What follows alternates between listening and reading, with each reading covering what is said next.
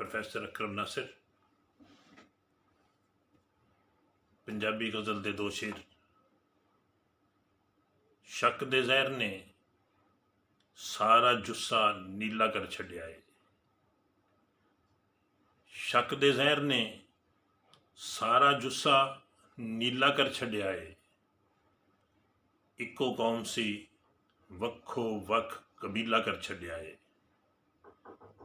शक दे ज़हर ने सारा जुस्सा नीला कर छड्या है।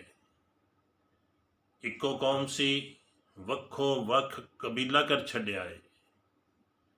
ते बंदा बंदा बनिया इत्थे एक दूजे दा वैरी। बंदा बंदा बनिया इत्थे एक दूजे दा वैरी। ज़ालमा साडा आलना तीला तीला कर छड्या है। ज़ालमा साडा आलना तीला तीला कर छड्या है। गज़ल का मतलब है कि आमन दी हुण गल भी लगे झाग तरह।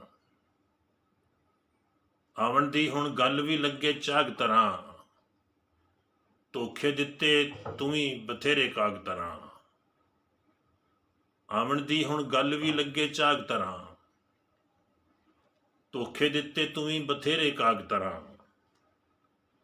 इहदे हेठां कोई खजाना होवेगा। इहदे हेठां कोई खजाना होवेगा।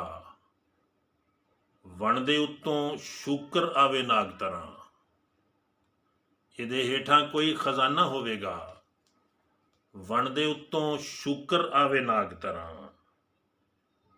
शेर है कि देसां दे रखवाले छेली पा बैठे।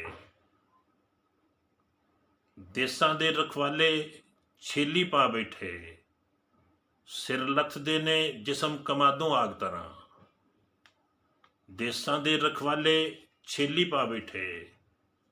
सिर लथदे ने जिसम कमादों आग तरह।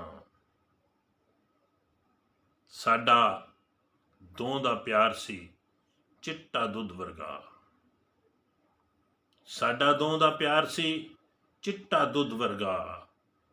आ डिग्या विच अणख दा छिट्टा जाग तरह। साडा दों दा प्यार सी चिट्टा दुध वर्गा। आ डिग्या विच अणख दा छिट्टा जाग तरह। तू भी मैं भी पाले दी रुत भी ओहो।